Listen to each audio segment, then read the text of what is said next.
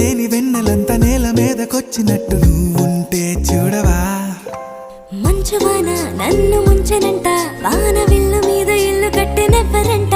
ఈ లోకమంతా నిన్ను చూసినంట, ఏ దిష్టి నిన్ను తాకకుండా ఇంటిలోన దాచుకుంటా. రంగు రంగు తారలన్నీ తొంగి తొంగి ఒక్కసారి చూస్తున్నా ఏంటిలా.